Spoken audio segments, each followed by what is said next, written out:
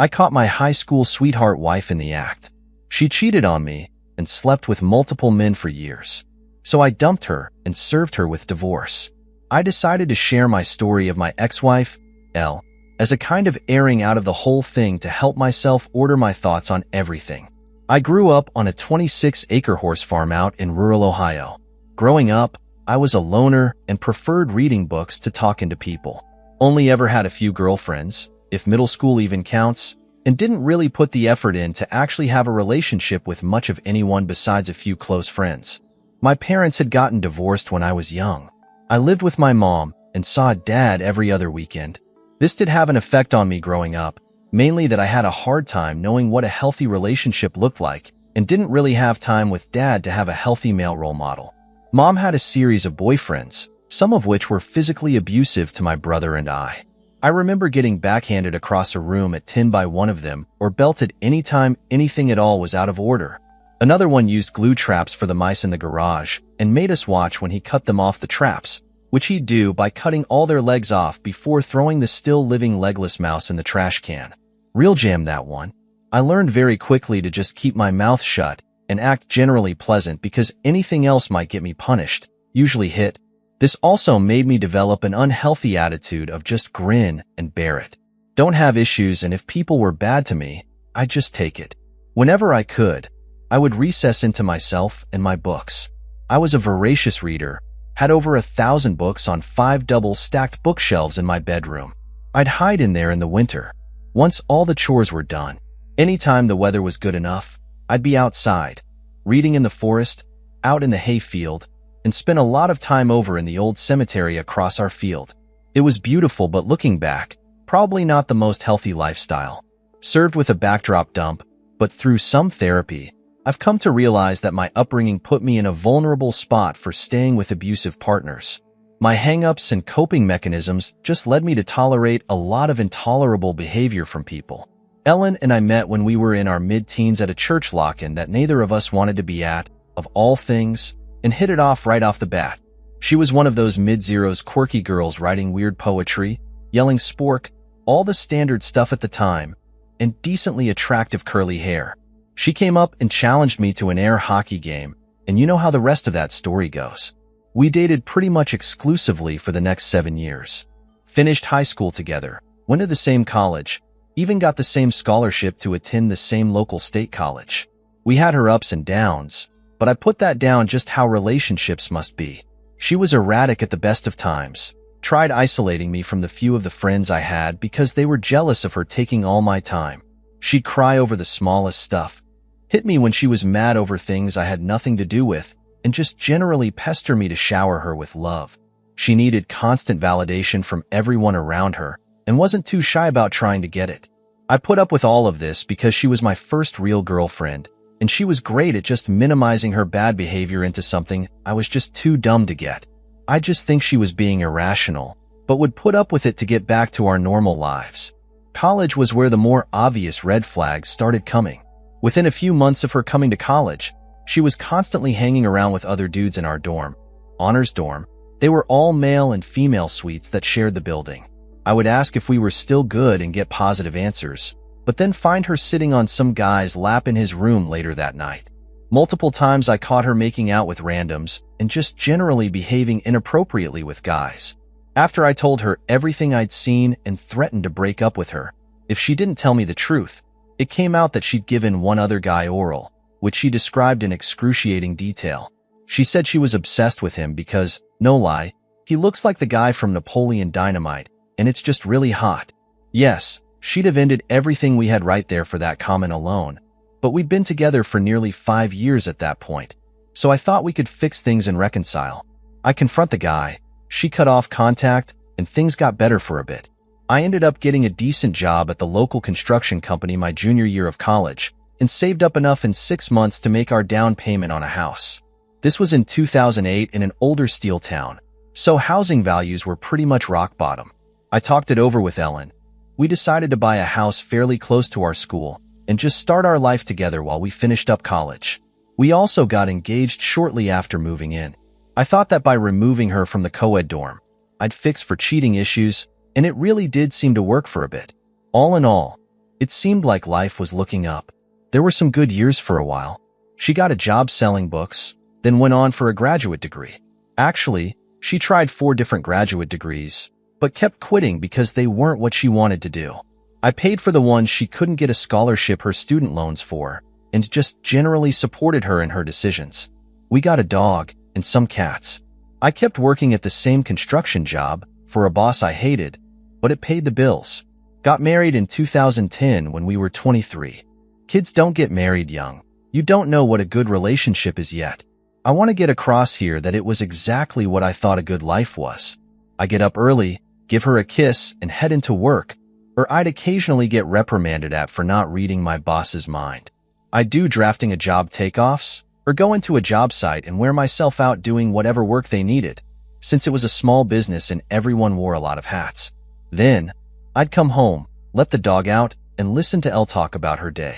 If I complained about my day, I wasn't being manly enough and was just adding to her stress. So I'd just start making dinner, or mow the lawn, whatever, rinse and repeat. I thought this was completely normal, and maybe even better than average. The wheels really started to come off, though. I didn't know it for a while, when Elle got a new job with a local energy company doing mapping. She was finally making more than minimum wage, and was only there for a few months before her boss's boss took notice of her. I don't think it was 4 months before suddenly she's getting a job as a process assistant in a large nearby city, which was a 2-hour drive for her. I'm not sure of the details, but within those same few months, she started an emotional and eventually physical affair with her new boss. Still didn't know what to think of this, since the guy was 30 years older than her, was recently separated from his wife, and was literally living in his mom's basement. I noticed she was withdrawing more than usual from the relationship, but figured it was the stress from a big corporate job in the drive. I tried putting in more effort, surprising her with gifts and stuff, but nothing really landed. Again, I just figured she'd get used to the work, and things would go back to normal. In January of 2013, we moved to Cleveland to be closer to her work. I found a new and much better job. We got a really nice place for less than market price, and everything was shiny again. Sure, she had to work really late quite often, but that's corporate. She'd gotten a pay raise for her excellent work. Elle was making new work friends and was finally coming out of her shell a bit. Elle also started going out with work friends a lot and quickly started staying out very late and coming home drunk as a skunk, which led to more than a few fights between us. Things deteriorated, and again we just settled into a new equilibrium where we talked less to each other, and when we did talk it would be the most milquetoast of topics. In December of 2014, we went down to see her parents in Texas and had a great trip. It really seemed to rekindle some of those feelings we'd been missing, and it really made me realize that things were more messed up in our relationship than I thought. When we got back, I had a real moment with Elle where I told her that I really had a great time and wanted to keep being as invested in each other as we were on this trip. I felt like I had a kind of epiphany where I knew we could change our relationship with the better, and I was inviting her to help me with it. She screamed, straight up looked at me with panicked eyes, stuttered, screamed, and ran away down to the basement. I followed trying to figure out just what I had said that would have led to that reaction, which led her to accusing me of cornering her in the basement. I backed off, and she, through tears, tells me that she doesn't deserve love. I'm trying to ask her what this is about, get nothing from her, and we finally just go into separate rooms to calm down. The next day I tried to bring it up, and she told me in no uncertain terms that none of that happened, and if I bring it up again she's leaving. Straight up deny that she freaked out. They had even seen each other the day before. I, obviously, got really suspicious that something was up after that point, but I didn't really think it was cheating, more just that she was being insecure. She'd always been very insecure in general, just never to a level that made her freak out like that. After that episode, I decided that my teenage self was correct, that having a roommate who was occasionally funny and sometimes slept with me was about as good a relationship as I would ever get.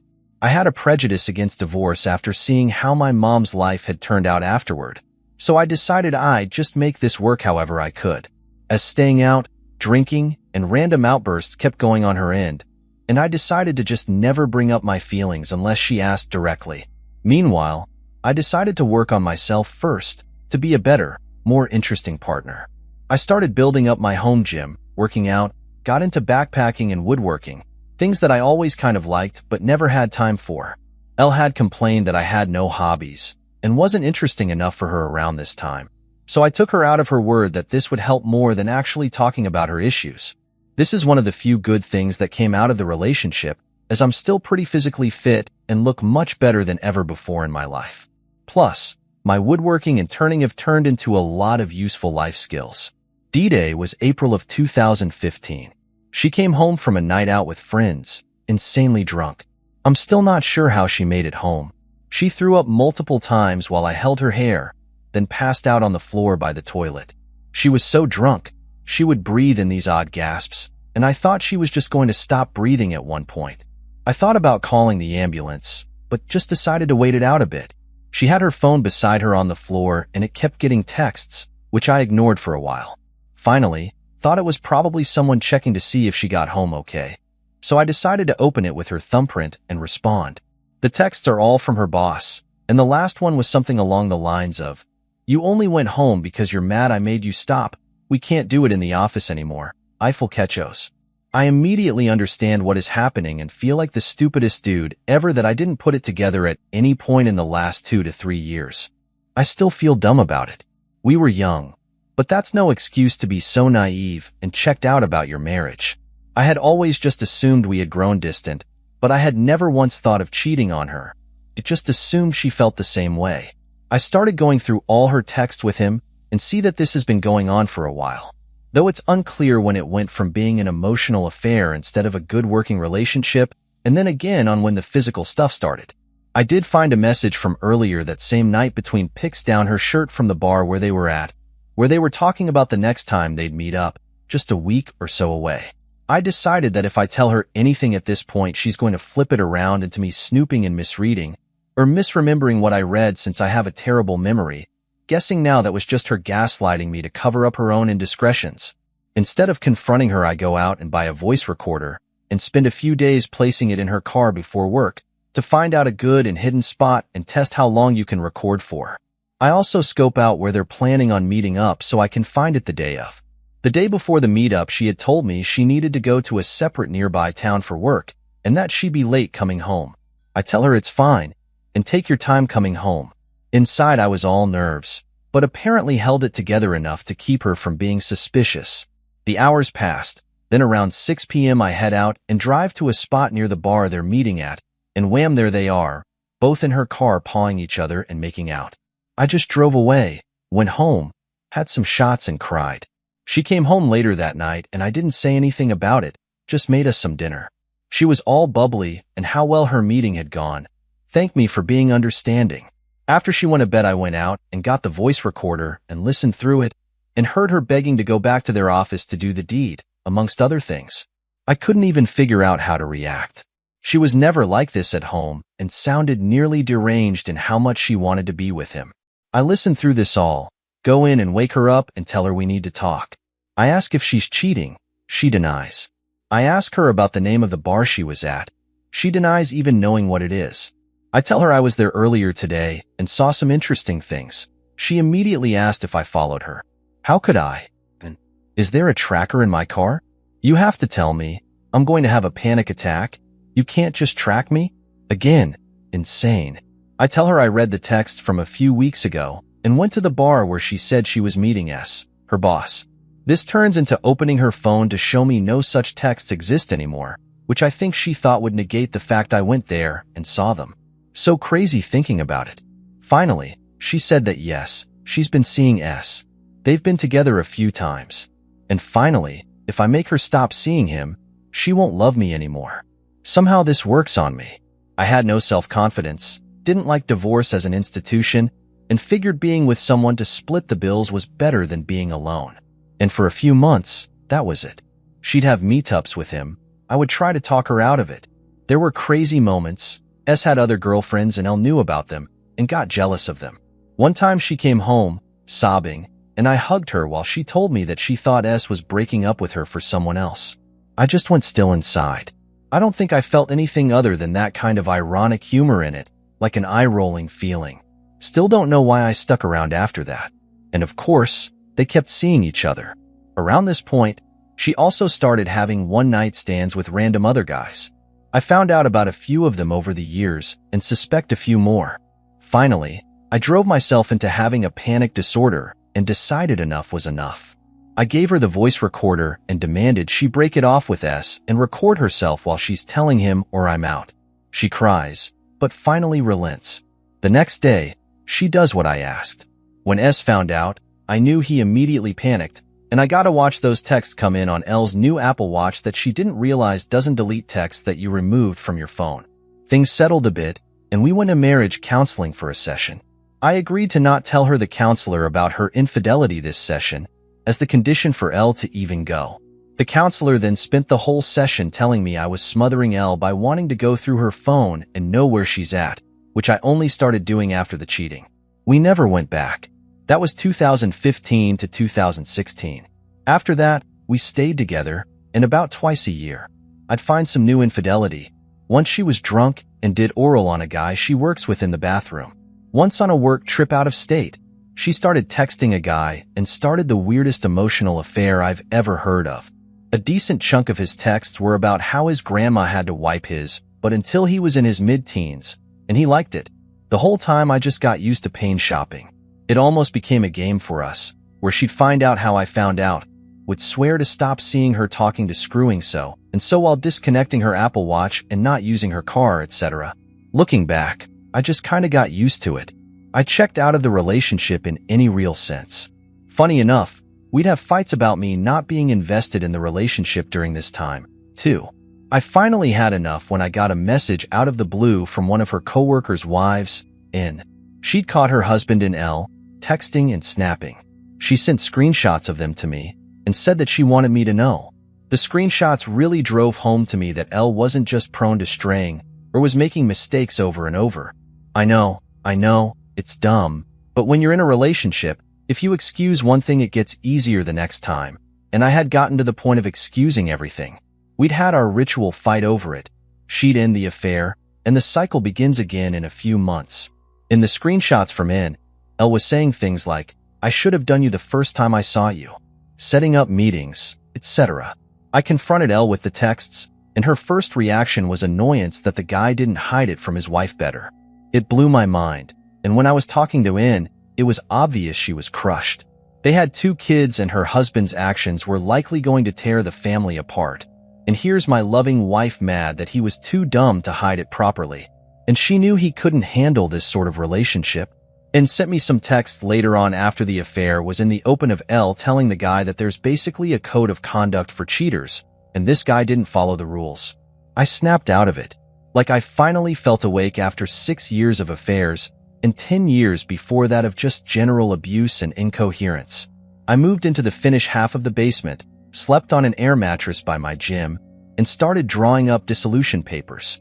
I figured if the dissolution failed, I could always hire an attorney and get a divorce. I ghosted Elle as hard as I could being in the same home, 100% gray rock.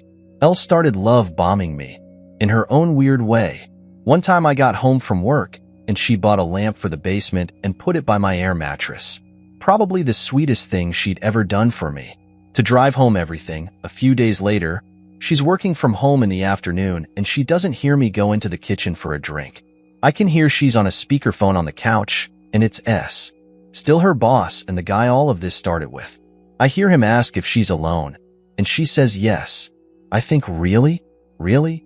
Right now, as I'm prepping the dissolution in the same house, she's going to indulge this guy. I creep closer and listen in. He starts talking about how he's never done it in a car in an automated car wash and thinks that would be fun. What the F? Just like, where does she find these guys? I just walk in, get behind her on the couch and yell, Hi S, nice hearing from you. Elle jumps and nearly falls off the couch. S just immediately hangs up, and I laugh and go to put on my shoes. Elle yells and, that was rude. I laugh again and get my coat. Elle asks where I'm going. I say out. I must have said it in a way where she finally got it that we are done. We have been done, and now I'm just wrapping it up. She runs up and blocks the door. I tell her to move, and she gets this weird little smile on her face. I still remember it. Like, all of this was still a game, that if she blocks the door, then I'll just have to stay being married. That her plan to keep me by physically blocking the door has no chance of failing, and I'm just stuck now. I grabbed her by the shoulders and picked her up and moved her, just feet off the floor right over to the side of the door, then gently back down on her feet. Told her she tries to keep me here, I will take her apart, because I don't have it in me anymore to deal with her, and all the anger I'd been pushing down my whole life was still all right there. I had never touched her violently, and still never have, but that was the closest I got. I drove off to one of my favorite local bars, hung out with friends I'd been making the last few years. I texted Elle that I knew she'd have another work trip coming up that next week, and that when she got back, she wouldn't be welcome back in the house. Lucky me, she never came back. Moved in with the guy she'd been seeing down there, where they both lived in his brother's dining room since, said, guy was unemployed and living with his brother. Again, gems. Her cheating life was a regular gem mine. I only saw her a few times after that. She signed the paperwork I sent her with next to no changes. I used the threat that her company would fire both her and her boss if I told them of the relationship they'd carried on if she tried to be difficult, which got me the house, my car, and less than half of the over $20,000 in credit card debt I didn't know she'd racked up. Also, none of my retirement accounts got touched, which is a blessing. She came back to Ohio to sign the paperwork in December of 2019 and brought her new guy, which was about as awkward as you'd expect. New guy seemed to think that I was at fault for the divorce for being abusive, and he was there in case I got violent. Again, I had never heard her, and that includes when she get violent with me. I'd just pin her arms and wait for her to stop trying to hit me. I never told him that she cheated on me because I'm pretty sure he was one of the other guys she did it with, so I'm thinking he already knows. The other time she came back for her stuff that was still in the house, while I watched her pack up. A few months had passed. She told me she got a new apartment, and that new guy had moved in without asking. She found out when he was helping her move and sat the urn with his dead dad in it on her table. She gave me the weird, help me, look, and I just laughed. After that, I didn't see her again. Within a week of the divorce, I got cold, approached by a girl at a concert, and got a number, then again at a local event. Within a month, I was actively dating 4 people, all of which were better than Elle in every way. My friends said that I had that fresh on the market vibe. I was just happy with the first time in a very long time, and it made it easy to attract people. I calmed down a bit on the dating, though I did have a few girlfriends. Doubled down on my workout routine, went to Peru and hiked the Cordillera Blanca Mountains, and almost got stuck there when C-19 hit. Got into my ancestry after a 23andMe test and found a weird little utopian commune that was founded by a guy with my last name, though it's mostly historical buildings now. Elle tried to stay in contact over the last few years, sometimes for actual important things, mostly bull just trying to keep me in her life somehow. I ignore it, though I've got some funny insights. Like how the new guy immediately started fake proposing multiple times a week. It was freaking her out. She texted me once saying that taxes suck as a single, so she's getting married for tax reasons. When she found out I had found someone and gotten engaged, she sent a congratulations card to the house that she had hand-painted herself, which immediately went into the trash. Or the fact that new guy was recently diagnosed with MS. I don't see Elle sticking around and suddenly finding her caring side to take care of a dude 10 years her senior with a neurological issue. In August of 2020, I encountered my current wife, C.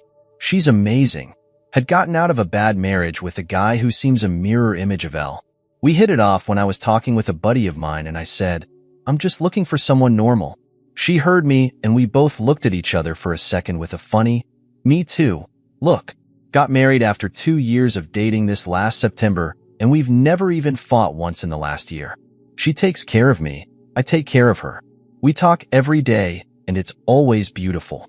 It's really tough to describe, but she's the one. I'm doing much better now.